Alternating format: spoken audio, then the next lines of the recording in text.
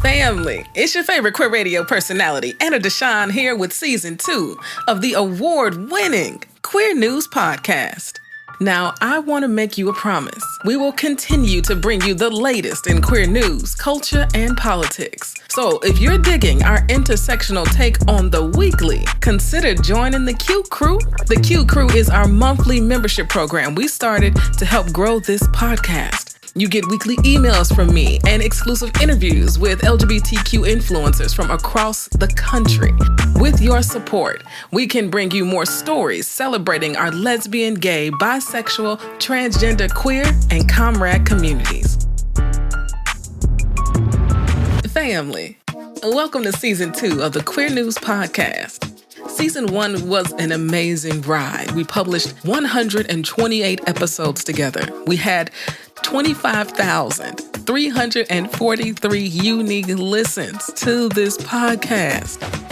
We won 4 awards, 3 Black Podcasting Awards and 1 Communicator Award. We've garnered 15,000 followers on TikTok. We've increased our reach on Instagram and Facebook by over 1,500%. Y'all, I really thought that was a joke when I pulled the data, but it wasn't.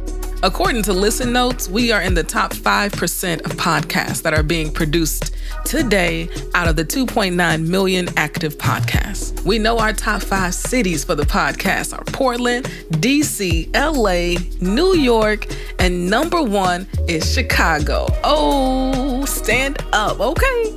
I've been a guest on 24 podcasts. You've supported me to go cover the 35th anniversary of the AIDS Memorial Quilt, which opened up so many opportunities and birthed a whole new podcast I didn't even see coming. We've titled it Black HIV in the South, How Did We Get Here? And this will actually be our first Qube original podcast, and it's dropping on February 7th, okay? So save that date. Simply put, 2022 was just amazing, and so much of that is because of you. It's because you listened. It's because you supported me. It's because you joined the QCrew. It's because you told a friend to listen to the pod. It's because you wrote a review. It's because you believe in queer news. When I started on this journey, I just didn't know how many people would care the way I care about queer news and our community. This podcast brings me so much joy, and I'll continue doing it for as long as it brings me this type of joy. Now, I have decided to take this month as a time to rest and reflect on the podcast and plan for 2023. I'm doing everything I can to avoid the dreaded pod fade while also opening myself up to think creatively about the podcast. I want to create opportunities for you all to submit queer news stories to me that are happening in your communities. I want to ask y'all questions and you reply via voice notes. I want to add your voices to the podcast. I'm thinking through these things and figuring out the best way to execute them, okay? And I'm also setting new goals for myself and the podcast. I mean, I wouldn't be a good Virgo if I didn't do that, right? For today, I will be dropping a special edition honoring Coretta while remembering Martin. This is a podcast that I produced last year, but it's so relevant. It's still really good. And I think it's so incredibly important to remember Coretta and to remember the women who were so integral in the success of the Civil Rights Movement, the Black Panther movement, just any freaking movement in this country. Women were at the heart of it and often left out of history. But on days like today, I make it a point to remember them. And I love remembering Coretta because many don't even know that she was an LGBTQ ally and comrade before those were even terms or words to use. She was a special human being. So I really, really hope that you enjoy the special edition today. Now, the following 2 weeks will be feed swaps with other Black queer podcasts that I think you'll really enjoy. Bad Queers and Grown Up. I was blessed enough to be a guest on these podcasts, and I really encourage you to go follow them too. It is so good to be embarking upon 2023 with you. Now, without further ado, please enjoy our Dr. King special edition honoring Coretta while remembering Martin.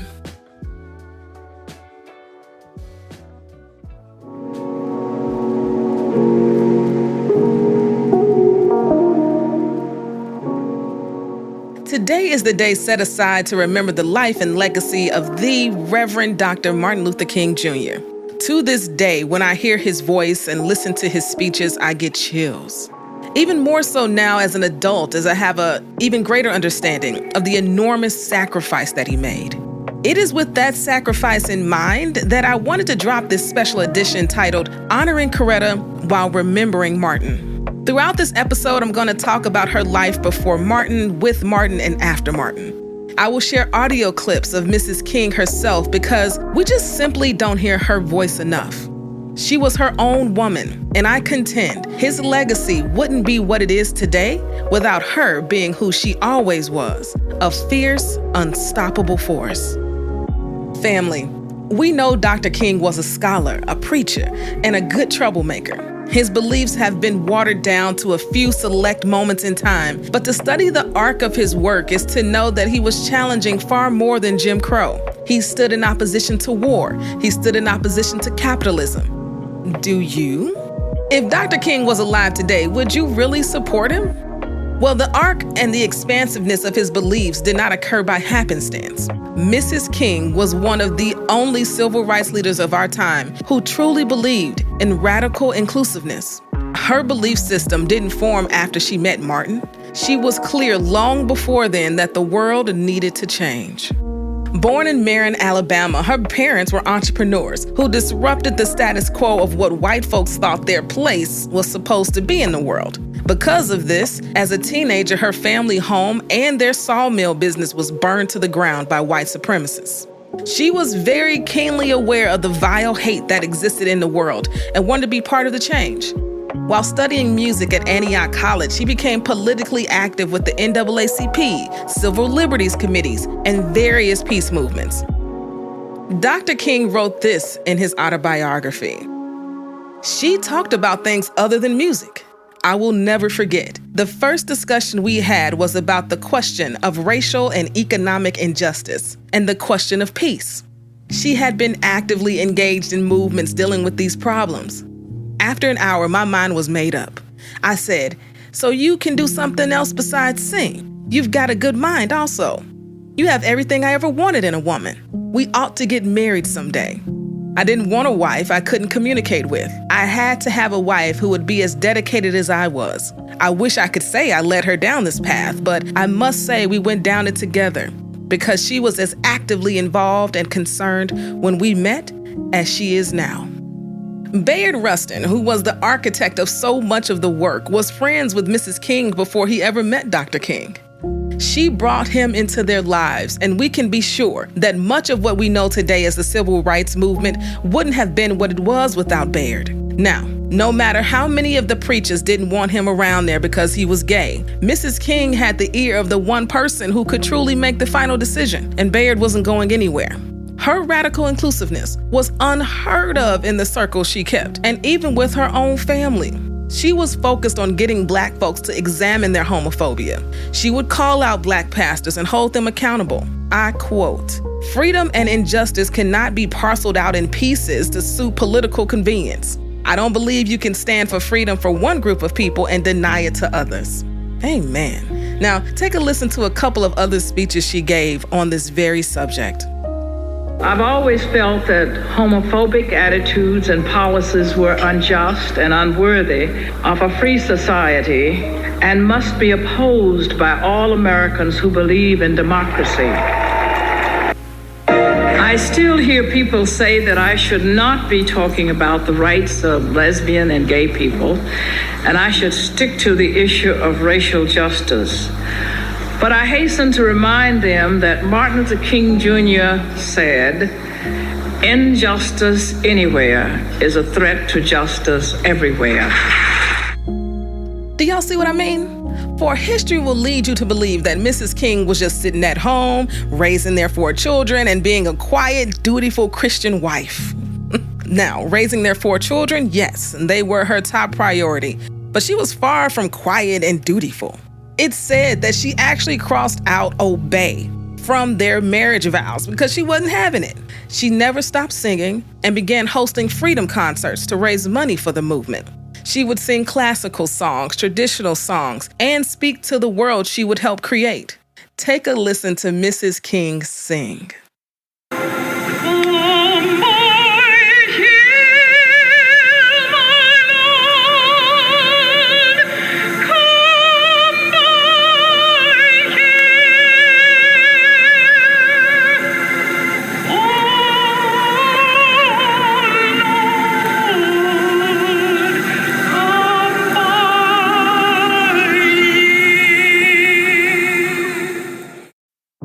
She had a beautiful voice and was on the road to being a mezzo-soprano phenomenon until she met Martin. I will say, she was very clear that her place was beside her husband and not behind. Oftentimes when Dr. King couldn't make an engagement, he would call on Mrs. King to speak in his place. When they marched together, she was never behind him, was she? She was right there putting her life on the line right next to him. And we know on April 4th, his life was taken. And it quite literally shook the world. It's a moment where anyone who was alive could tell you exactly where they were when they heard the news. They can tell you how they felt. Well, today, we know even more of the story. We know the day before he was exhausted. He'd been traveling, marching, meeting, receiving countless death threats, and didn't want to give that now infamous speech in Memphis. Y'all know the one. Let me play it for you.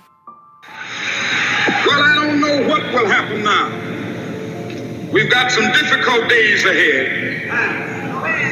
But it really doesn't matter with me now, because I've been to the mountaintop. I don't mind. Like anybody, I would like to live a long life. Longevity has its place. But I'm not concerned about that now. I just want to do God's will. And He's allowed me to go up to the mountain. And I've looked over and I've seen the promised land. I may not get there with you, but I want you to know tonight that we as a people will get to the promised land.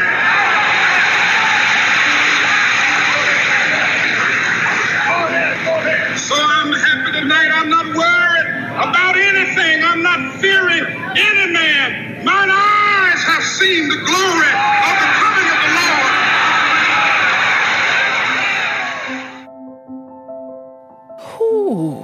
Lord. Allow the chills to just roll off my arms for a second. He could feel death was near. Well, did you know that a couple of days after his assassination, Mrs. King decided to go to Memphis?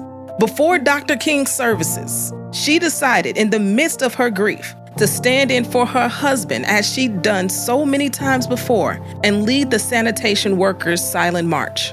It's documented that 42,000 people attended, and hear what she had to say. I came because whenever it was impossible for my husband to be in a place where he wanted to be and felt that he needed to be, he would occasionally send me to stand in for him. And so today I felt that he would have wanted me to be here. It wasn't a month later that she attended the Central Park Peace Rally. They weren't expecting her to speak, but when she did, this is what she said. The work of peacemaking must continue until the last gun is silent. I come to you in my grief only because you keep alive the work and dreams for which my husband gave his life. My husband derived so much of his strength and inspiration from the love of people who shared his dream, that I too now come hoping you might strengthen me for the lonely road ahead. Now, here are two excerpts from Mrs. King. First, a speech she gave at Harvard in 1968, just months after Dr. King's assassination and shortly after Robert Kennedy's. Following that excerpt is another from the Solidarity Day rally in 1968, where she talks about the various types of violence and how they show up in the world. It is a reflection of the violence our media celebrate. It is, I say, with all due respect to the office of the President of the United States, that even intense prayer and a new commission of notables will not ease the violence in our lives.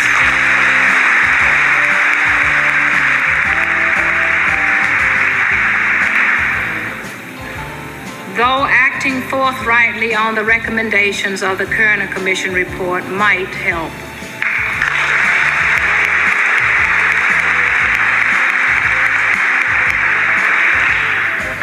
This is no time for business as usual, and strengthening the police is business as usual.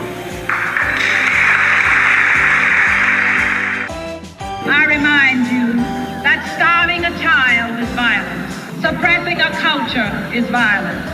Neglecting school children is violence. Punishing a mother and her child is violence.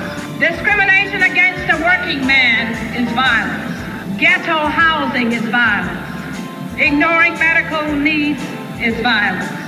Contempt for poverty is violence. Even the lack of willpower to help humanity is a sick and sinister form of violence. You heard what she said about the police, right? Okay, just making sure. I decided to honor Coretta while remembering Martin because she carried his legacy on her shoulders for the rest of her life. For 38 years, she spoke, she traveled, she was criticized for not taking stronger political stances. She made this day possible to ensure that her husband's legacy would not die. She made sure there was a King Center to ensure she was able to tell the story and educate others. Just as Dr. King was called to this work, so was Coretta. History has put her in boxes that keep her narrative somewhere behind Martin's, but no, not here, not today. She is not just the wife of the Reverend Dr. Martin Luther King Jr. She is the movement. Thank you, Mrs. King, for your sacrifice, for your radical inclusiveness, for seeing, loving, and embracing people just like me. Till tomorrow, family. Peace.